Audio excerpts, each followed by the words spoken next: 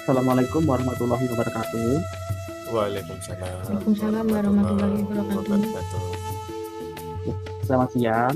Perkenalkan, kami adalah CPNS dosen yang bekerja di Satuan Jenis Fakultas Pertanian Universitas Labu Mangkurat. Perkenalkan, saya Kemal Saputra dan kedua rekan saya.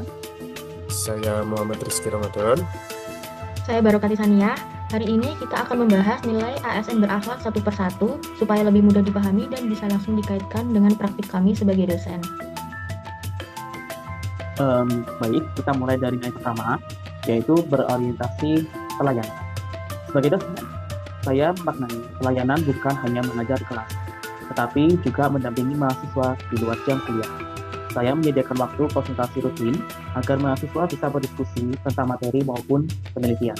Dengan pelayanan yang responsif, mahasiswa merasa diperhatikan dan lebih termotivasi untuk belajar.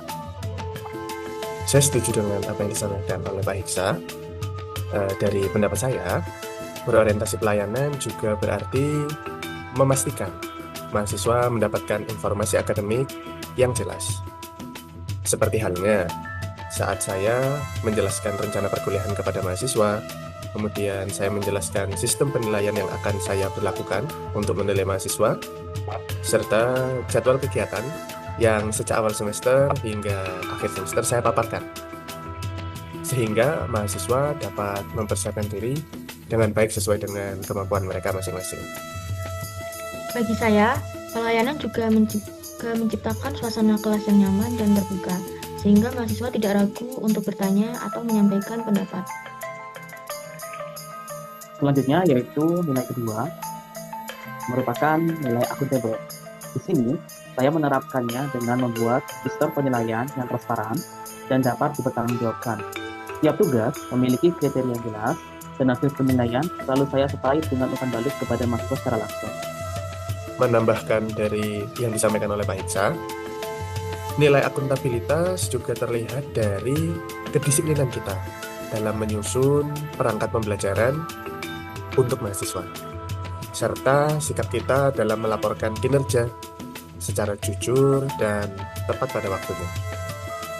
Dan dalam pembimbingan penelitian, saya memastikan setiap proses tercatat dengan baik agar bisa dipertanggungjawabkan secara akademik.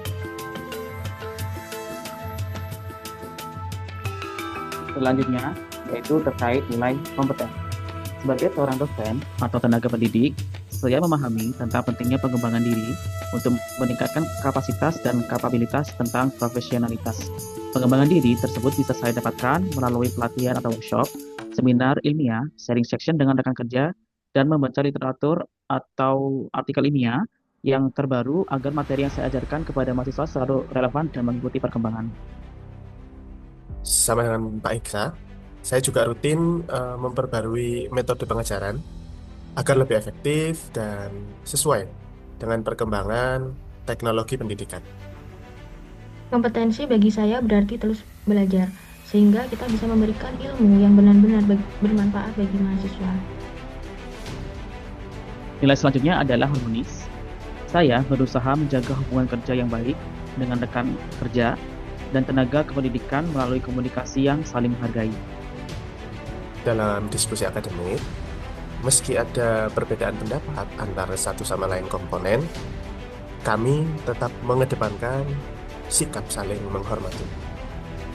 Ketika saya mengajar di kelas, saya menanamkan sikap saling menghargai antar mahasiswa agar tercipta lingkungan yang positif. Berikutnya adalah tentang loyal. Saya memaknainya sebagai komitmen untuk mendukung kebijakan institusi dan menjaga nama baik kampus dalam setiap kegiatan profesional. Loyalitas juga dapat berarti menjalankan tugas dengan penuh tanggung jawab serta sikap integritas. Serta berkontribusi aktif dalam kegiatan fakultas sebagai bentuk pengabdian pada institusi. Selanjutnya adalah nilai adaptif. Saya memanfaatkan teknologi digital dalam pembelajaran agar lebih menarik dan efektif. Seperti halnya Pak Iksa dan Ibu Sani, kami juga menyesuaikan metode mengajar dengan disesuaikan pada kebutuhan serta karakter mahasiswa yang beragam. Saya akan selalu terbuka terhadap perubahan serta inovasi dalam dunia pendidikan. Dan yang terakhir, tentang nilai kolaboratif. Saya aktif bekerja sama dengan rekan sejawat dalam penelitian dan juga pengabdian kepada masyarakat.